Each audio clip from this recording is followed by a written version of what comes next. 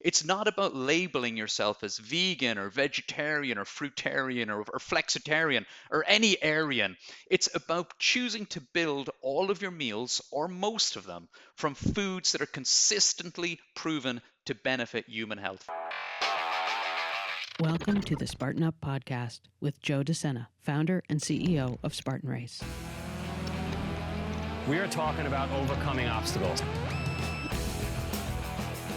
The same way we teach people to get over obstacles on the course, we will teach you here on the Spartan Up podcast to get over obstacles in your mind. Last week we talked about blue scorpion venom. Today we're keeping it super simple. Eat more plants. It's not just Joe De Sena telling you it matters. Self-proclaimed meat and potatoes guy Dr. Alan Desmond, author of The Plant-Based Diet Revolution, explains the positive impacts more plants can have on your health and your performance. This episode of Spartan Up is brought to you by Headspace. You deserve to feel happier, and Headspace is meditation made simple. Go to headspace.com/Spartan for a free 1-month trial with access to Headspace's full library of meditations for every situation. And this week, we have another great sponsor. This episode of Spartan Up is also brought to you by Loran Oils. Flavor your protein shakes and smoothies with Flavor Fountain.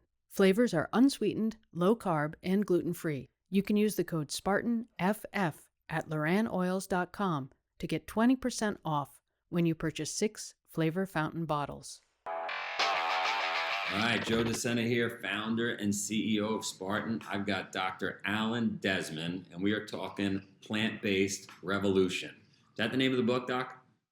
Hey, Joe. Yes, thanks, man. The book is called The Plant-Based Diet Revolution, 28 Days to a Happier Gut and a Healthier You. I mean, you live in Ireland. All you guys do is eat meat and drink beer. Is that where are you, by the way? You're in... Well, I'm from Ireland, so I grew up in Ireland, County Cork, little village called Blarney, home of the Blarney Castle, home of the Blarney Stone, which I've kissed like 8 times, so I've definitely got the gift of the gab.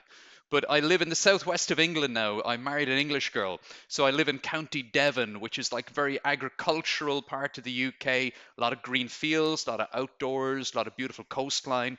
Also, a lot of dairy, a lot of meat consumed in this part of the world. So yeah, I'm a little bit of an outlier. I get it. But the plant-based diet revolution is on, Joe. More and more people are realizing, whether they're in Ireland, the UK, or the US, that there's something to it. There's something to this plant-based diet, and that's what the book's all about. Were you always plant-based? No. I mean, I grew up in Ireland, so meat and potatoes, basically. I mean, that's what we were raised with. My mom did a great job with home cooking, and always, we weren't like a junk food household. But my sister went vegan in the 90s. So she was the only vegan in the family, maybe the only vegan in the village, and she did it on her dietary preference.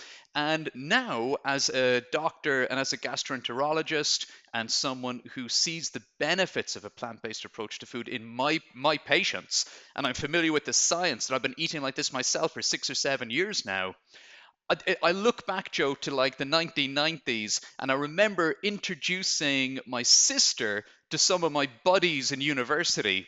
One of my friends said, "Hey, looks like your sister got all the thin, good-looking genes in your family." And it was true, because like a lot of families, we had a lot of obesity and a lot of health problems in our family.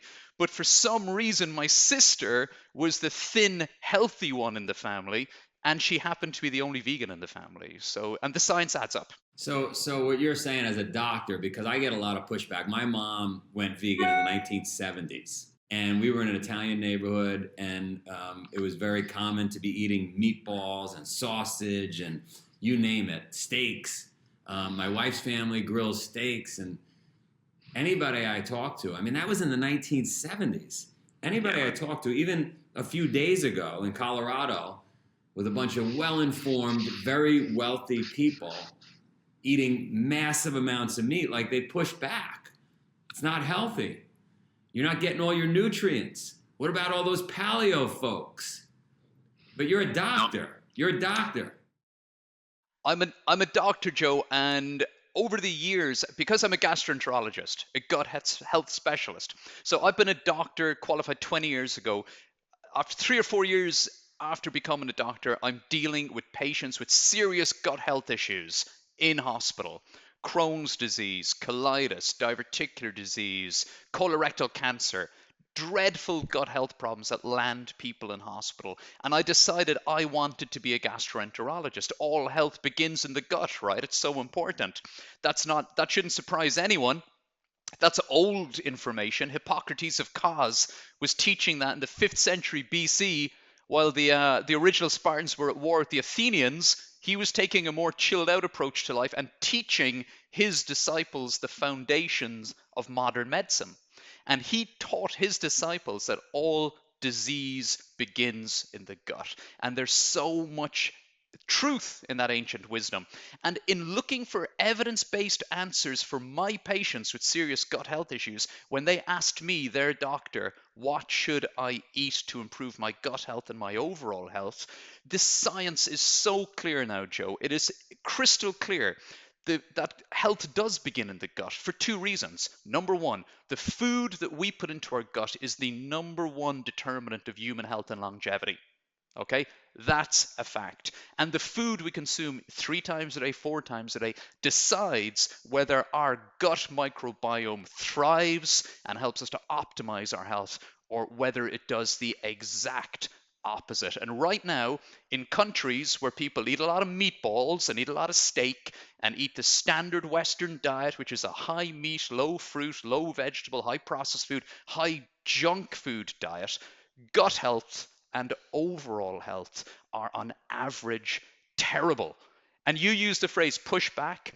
What my book is about and my message about is helping people to push back against that, to push back against the standard Western diet. You know, I got a good friend, you probably know, Dr. Colin Campbell. Of course. He wrote the China study, and he's beside himself, right? He did a 30-year study, and by the way, he was a meat, potato, dairy guy, Yep. just like you.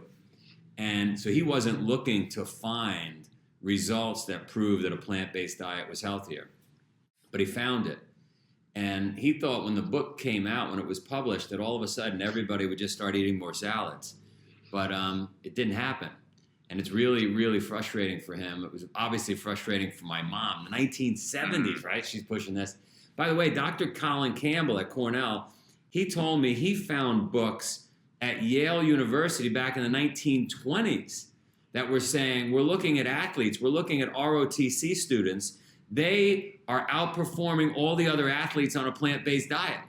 He said, but somehow the books never really made it out to the world. People don't want to hear it because we love our steak, we love our sausage. So what are you doing different that's going to make an impact? Or are you just going to be another person, pissing into the wind, trying to get people to listen? What am I doing? Well, I'm talking to you. I'm using my voice. I'm good friends with Stephen David Flynn, the Happy Pear brothers, who are like plant-based chefs back home in Ireland. So we run online courses together to help people to improve their gut health. We've got 10,000 people in that Happy Gut community right now.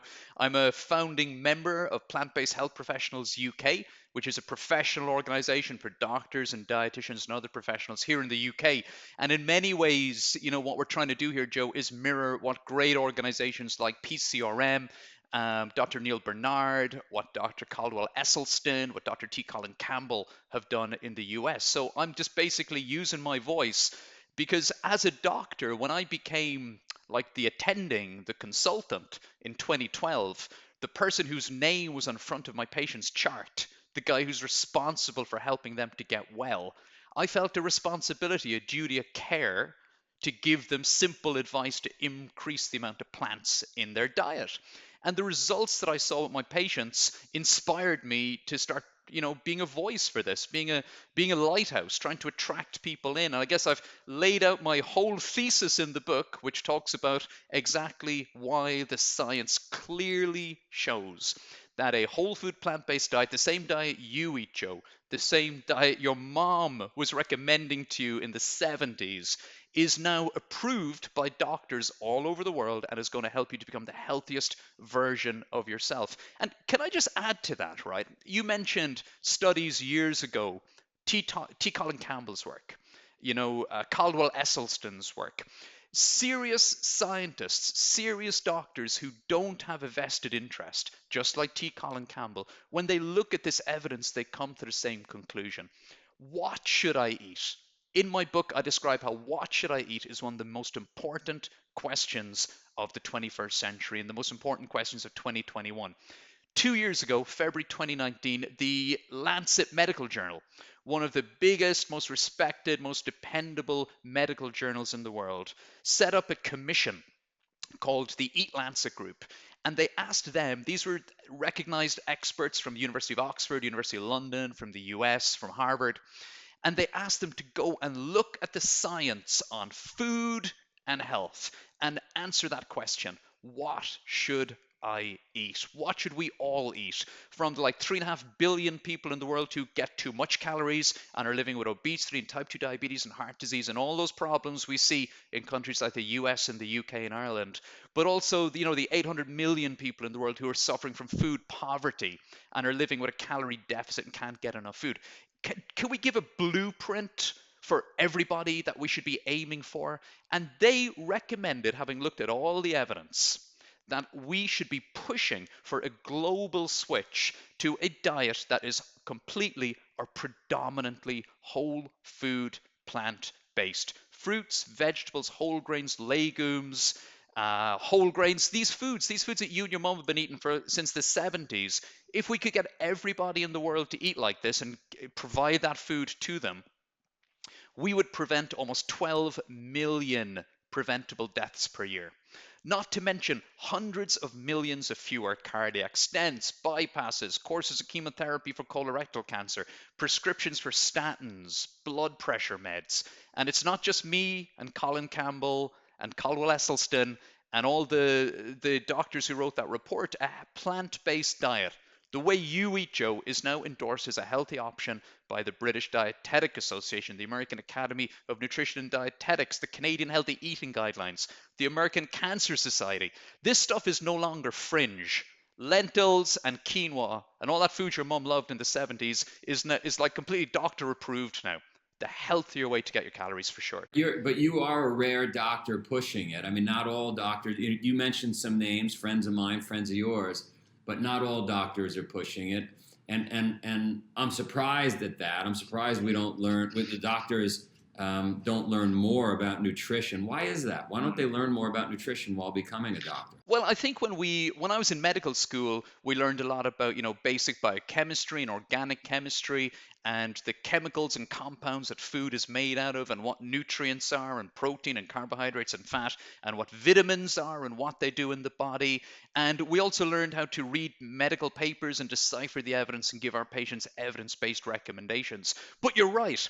In most medical textbooks, whether you're looking at heart disease or obesity or type 2 diabetes or fatty liver disease or all these conditions that we take for granted in countries like the US now, it says, the book kind of skirts over it. It will say, yep, don't forget to tell them to eat a healthy diet and exercise, basically. But it doesn't give you a blueprint. But Joe, that is changing, right? So last year in August, the American Medical Association, the largest professional organization for doctors, perhaps in the world, certainly one of the oldest and most respected, okay, it's a professional group for US doctors, the AMA.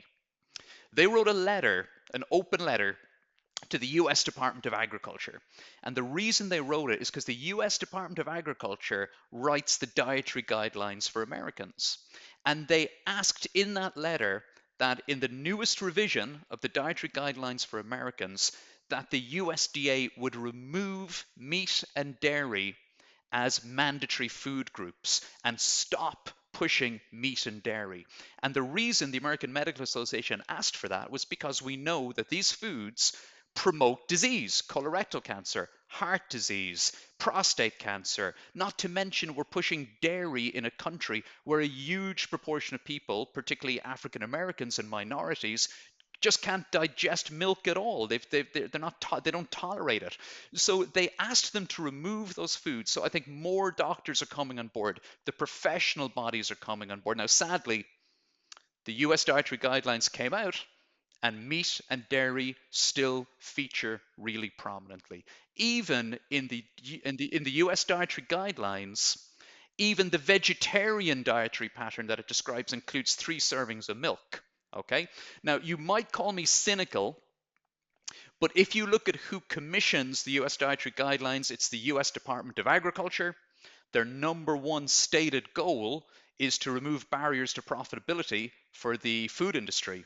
So for me, they've got a huge conflict of interests. And this is the same conflict of interest that's been present for decades. When I grew up in Ireland in the 80s, when I was a schoolboy, I remember Mary from the dairy, this nice lady who would come and visit our school and had full access to our classrooms and would give us milk and and have like fun activities and sports activities. I remember a US basketball player coming to visit us and work, and everyone who got milk with their lunch every day got to work out with this guy, which was an American basketball player to little Irish kids in a Catholic school in the 80s. This was amazing. We had Michael the milkman who would pull up to the school every day and deliver the milk. And it was like an ice cream truck coming in. All the kids would run down and grab the milk. And throughout my life, even as a doctor, even someone who came to study medicine, I sort of figured, even into my 20s, that organizations like, the Dairy Council, the Food Board, the Egg Council, the USDA, I thought that these were organizations that were set up by governments to help people to eat healthy. But of course, they're not. They're not at all. They're there to promote commercial interests. And unfortunately, for most people in the US, UK, Ireland, elsewhere, the only food education that they've really had throughout their lifetime is from that sort of food education, advertising, promotion. I always say, saying that milk is good for you and meat is going to make you big and strong is just advertising. The science doesn't support it. It's like Guinness is good for you, Joe. It's just advertising, sadly. It's not going to make you healthier. Yeah, I got a friend. I don't know if you know my buddy, Dr. Fred Bishi. No, I don't know Fred. Oh, I got to connect you with Dr. Fred. So Dr. Fred was at my wedding. He has only eaten raw fruits and vegetables for 55 years. Wow. He hasn't had anything cooked. Not even a cooked eggplant, nothing. It's only raw. And he's going strong in his 90s now. He used to be a weightlifter. He was a meat eater. And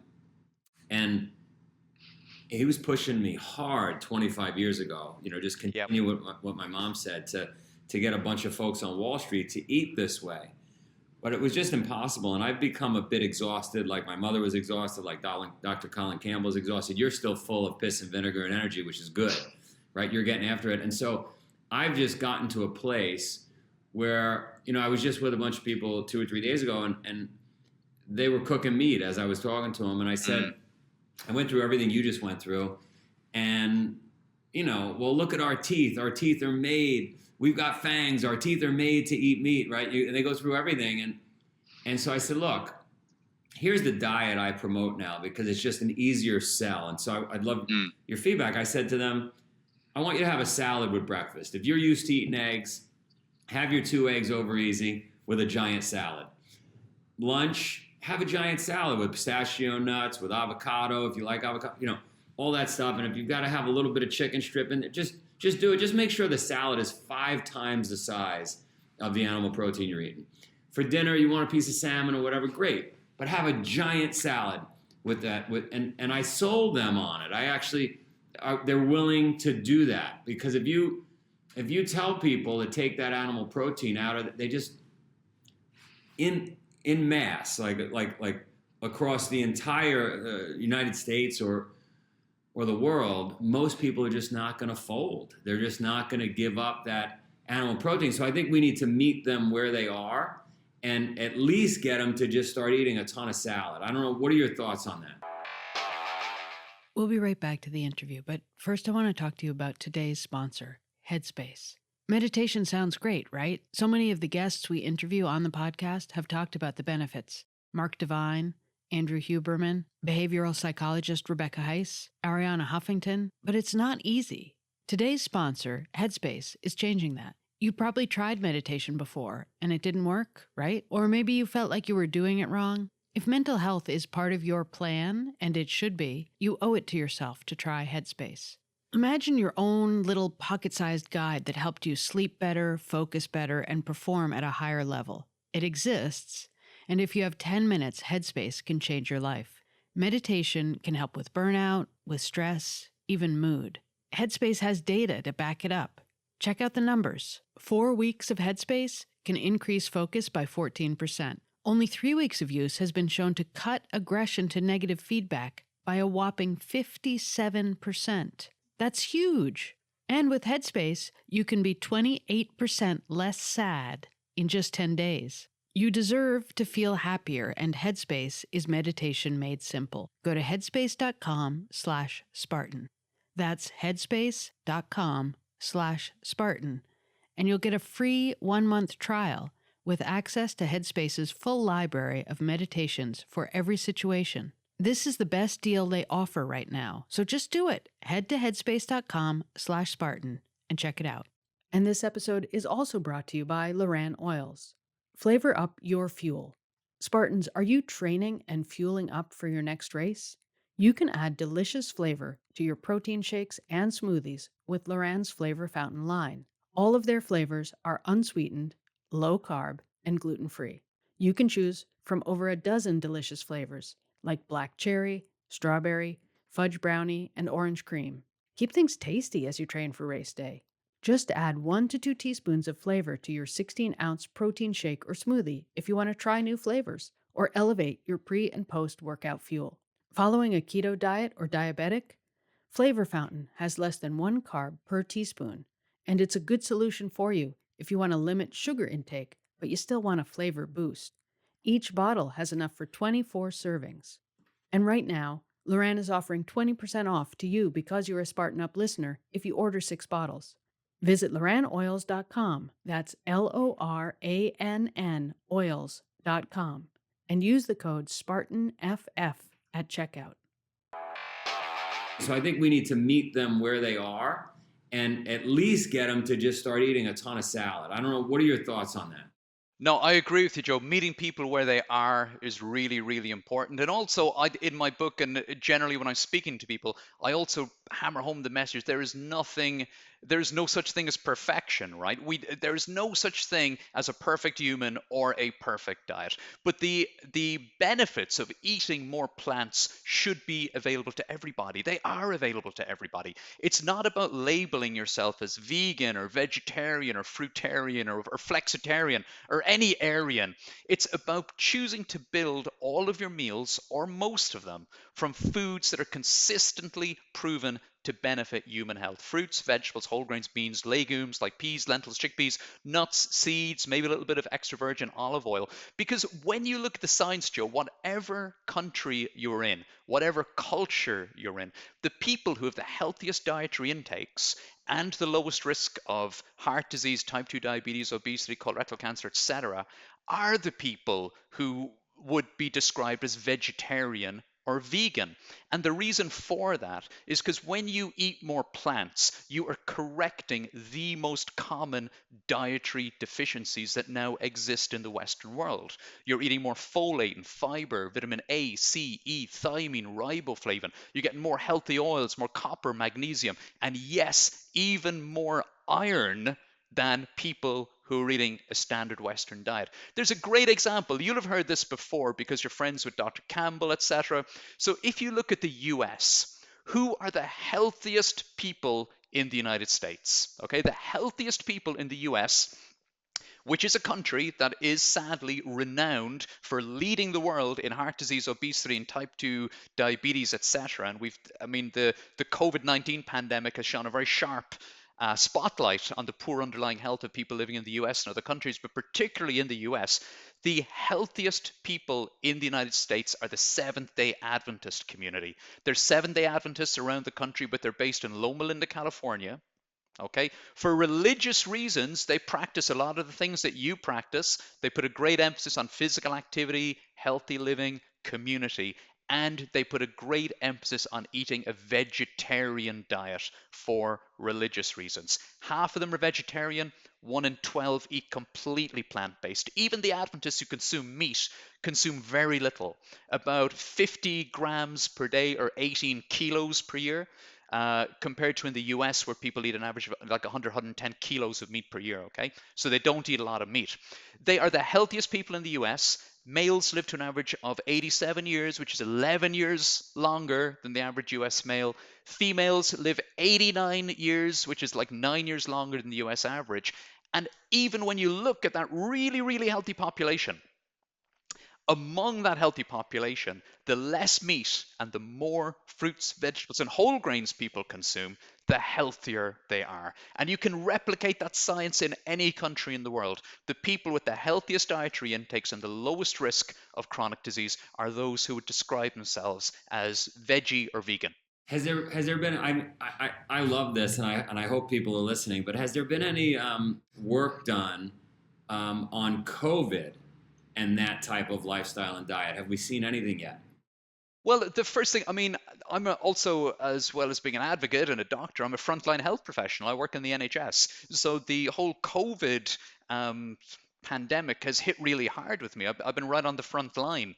In fact, most of the book I wrote during the first wave of the COVID-19 pandemic in the spring of last year, because I was working 3 days on, long shifts on the COVID ward, looking after people who were affected by this new virus. And then I would have 3 days off. And I was at home. My wife and kids went to stay with my in laws because I was coming home from the COVID ward every day and the kids were there and I didn't want to be exposing them to any risk. So I had 6 weeks, Joe, when all I did was work on the COVID ward and sit in a quiet house. And that's when I wrote the book. And the COVID-19 pandemic really solidified my conviction in terms of promoting a healthier approach to food, because it absolutely shone an incredibly stark spotlight on how poor our underlying health is. We saw it in China, then we saw it in New York, then we saw it in the UK, that if you were living with the diseases that we view as inevitable, but they're not inevitable, if you were living with heart disease or type 2 diabetes or obesity or any of these chronic diseases, if you're infected by COVID, you are going to statistically have a much worse outcome. So these diseases that we know for years have been, reducing our life expectancy, making us spend time at the hospital, have bypass grafts, surgery, colorectal cancer, etc. These same conditions are a real and present threat if you're infected by COVID-19. We know that diet drives these illnesses. We know that if you're infected with COVID and you have one of these illnesses, you do terribly badly. I haven't seen any studies yet looking at dietary intakes and outcomes when you're infected by COVID, but we have seen studies looking at what COVID-19 does to your gut health, causing inflammatory reactions. And we know that in individuals who have more severe COVID-19, a more critical course of the disease, that within their gut microbiome, they have fewer of the bacteria that thrive on plants, that thrive on fiber, the beneficial microbes. So that's a clue. That's a very big clue, but I'm sure that evidence is going to come out soon. So it's clear, it's undisputed. The medical community is now accepting it.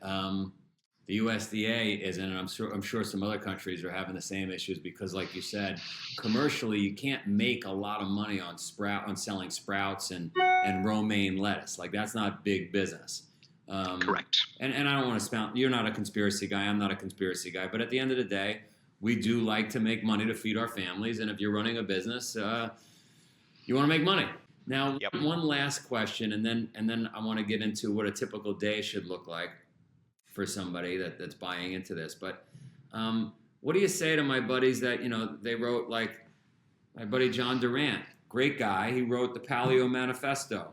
My buddy Kyle Dake, one of the world's best wrestlers ever, is just, he's eating some animal protein. Like, what would you say? Well, I think if you want to look, people talk about quality food. Okay, so I want a quality protein. We hear that a lot, right? I want quality protein. So look at the big picture, Joe. We talked about COVID-19 a minute ago. I'll just say briefly that last year, the UN issued a report telling us things we can do to prevent the next viral pandemic. The number one thing we can each do to prevent the next viral pandemic like COVID-19 is to reduce or eliminate the amount of animal protein that we consume. Okay, because we consume so much meat in the world right now that it necessitates that we raise and slaughter 70 billion land animals per year. that necessitates cramped, unhygienic farming techniques. And it makes these zoonotic diseases leaping from animals to humans inevitable. 1/3 of infectious diseases are zoonotic diseases. The next zoonotic pandemic, the next SARS, the next COVID-19, it is probably going to come from the animal industry. So we're less likely to get one of these viruses to come out of a sprout and attack us, or romaine lettuce. It hasn't happened yet. Okay, a lot of these human diseases, even measles, originally came from cattle thousands of years ago. When we domesticated cattle, morbillivirus turned into measles. Okay, a disease that still kills hundreds of thousands of people, predominantly young people, children in the world every day. So diseases that come from the animal industry are not new. We've just seen one. COVID-19 came from a meat market, devastated the world. The next one, the experts are telling us, will probably come from one of these chicken facilities or a CAFO. And saying that is not controversial. The UN is telling us to eat less meat to reduce the risk of further pandemics. Okay, so that's big. That's big. Protein, quality. When you choose to eat meat to get your calories and your protein, what are you getting? You're getting the amino acids of the protein, sure, but you're also getting cholesterol and saturated fat. You're getting these funky chemicals that are produced when you cook meat, polycyclic aromatic hydrocarbons and heterocyclic amines. These are pro-inflammatory and pro-carcinogenic. You are consuming heme iron, which is an unhealthy form of iron, which again increases the risk of bowel cancer and heart disease and is pro-inflammatory. You're getting sodium nitrate and nitrites, which your body turns into N-nitroso compounds, which are carcinogenic. We know they cause colon cancer. You're eating a lot of a substance called carnitine, which promotes the growth within your gut microbiome of certain bacteria that metabolize that carnitine and turn into a substance called TMA, which is implicated in causing heart disease and atherosclerosis and stroke. Okay, so you put that aside today, and instead you have some plants. All plants contain protein. Beans and lentils are a particularly good source. So now you're getting the same calories, you're getting the same amino acids, you're getting the protein you need to get big and strong, but what are you getting it with now? So the cholesterol and the saturated fats and the heme iron, all those things are now absent. But you are getting fiber, which we only get from plants. You're getting a diversity of fiber. Eating the rainbow, eating all these different plants is going to benefit your gut health, your microbial health, and your overall health. You're getting vitamin A, C, E, vitamins, folate, riboflavin, potassium, magnesium. You're correcting the deficiencies that are the main drivers of illness in the Western world. You're getting phytonutrients. We're back to ancient Greece again. Phyto. The word comes from plants, phytonutrients. These are chemicals that keep you healthy, that improve your health. You will only get them from fruits and vegetables. You will not get them from animal products. You're getting things like carotenoids, from your yellows, from your carrots and peppers. You're getting resveratrol from your dark red berries. All of these things benefit human health. You're getting antioxidants. These are substances that help to reduce the damage of everyday living. Okay, prevent oxidation, prevent aging, reduce aging. So if you choose to build every single meal from a big selection of plants, you are getting all those benefits with every spoon of food or every fork of food that goes into your mouth. So I agree with you. We got to meet people where they are, but I think we need to be absolutely clear that a bean stew is always healthier than a beef stew. Whether you're having that once a month, once a week, or once a day, plants are always the healthier choice. And this is coming from a guy from Blarney Stone. Yeah. Probably ate more meat, drank more milk, drank more beer. So we got to listen to him. Thanks for doing this. Last thing, because actually my computer's dying, is you like the idea, salad with every meal. Big salad with every meal. The benefits of eating more plants should be available to everybody. You don't have to label yourself as vegan or veggie or whatever. So I love what you're doing. That's a great message. You're kind of pushing people in the right direction. I love it. I'm going to get you involved because I put together this 14-day challenge, and I'd love to get you involved in it, which is exactly that. Like for 14 days, I want you to have a giant salad. I don't want you to turn your salad into a pizza. A lot of people do that. Yeah. They cover their salad with cheese and ranch dressing and all this. I want you to have a giant salad with whatever you're going to have. You're going to have some eggs in the morning. That's fine. But do that for 14 days. I think you'll hopefully start to pick up some of the habits and just eat more plants in general because you're going to feel better. Absolutely, Joe. I'd love to get involved. Super positive message, man. And, just final word to people is, if you're curious about this, if you've seen all the plant-based athletes like Rich Roll and Serena Williams and everybody, just try this for 14 days, for 28 days. There's never been a better time to join the plant-based diet revolution. And you don't want to be left behind, right? I love it. Thanks for listening to this episode of Spartan Up Podcast. Spartan Up is your partner in resilience for mind, body, and spirit. We're here 3 days every week. Tuesdays, you can find Joe De Sena, founder and CEO of Spartan, interviewing biohackers, business leaders, authors, and athletes. Thursdays and Saturdays, catch episodes from our DECA, Endurance, Trail, Combat, and La Ruta series. Do you know someone who needs a little nudge? Maybe they could use some motivation, tactics to be stronger, healthier, happier, more successful. Tell them about our show. And if you're watching on YouTube, leave us a comment. We want to know who's watching and who's listening. Thanks. See you next time. This episode of Spartan Up is brought to you by Headspace. You deserve to feel happier, and Headspace is meditation made simple. Go to headspace.com/Spartan for a free 1-month trial with access to Headspace's full library of meditations for every situation. And this week, we have another great sponsor. This episode of Spartan Up is also brought to you by Loran Oils. Flavor your protein shakes and smoothies with Flavor Fountain.